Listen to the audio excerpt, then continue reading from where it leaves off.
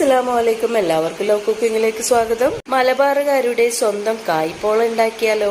ഫസ്റ്റൊക്കെ വരുന്നതറിഞ്ഞ് കുറച്ചു മുമ്പേ ഉണ്ടാക്കാൻ പറ്റിയതും തലേ ദിവസം ഉണ്ടാക്കി പിറ്റേ ദിവസം ചായയുടെ കൂടെ കഴിക്കാൻ പറ്റിയതുമായ അടിപൊളി സ്നാക്സ് ആണിത്. 3 പഴുത്ത നേന്ത്രപ്പഴവും 4 മുട്ടയും വെച്ചിട്ടാണ് ഇത് ഉണ്ടാക്കുന്നത്. നേന്ത്രപ്പഴം ഇതുപോലെ 4 ഭാഗമായി കട്ട് ചെയ്തെടുത്ത് ഓയിലിലിട്ട് ഒന്ന് ഡീപ് ഫ്രൈ ചെയ്തെടുക്കാം. ഇനി ഒരു ബൗളിലേക്ക് 4 മുട്ട പൊട്ടിച്ചൊഴിച്ച് 1 കപ്പ് പഞ്ചസാരയും ചേർത്ത് നന്നായി ഒരു വിസ്ക് വെച്ചോ ഫോർക്ക് വെച്ചോ അടിച്ചെടുക്കാം. 1 പിഞ്ച് ഉപ്പും 1/4 കപ്പ് പാൽപ്പൊടിയും 1/2 കപ്പ് പാലും 1 നുള്ളി യെല്ലോ ഫുഡ് കളറും ചേർത്ത് ഒന്ന് മിക്സ് ചെയ്തെടുക്കാം.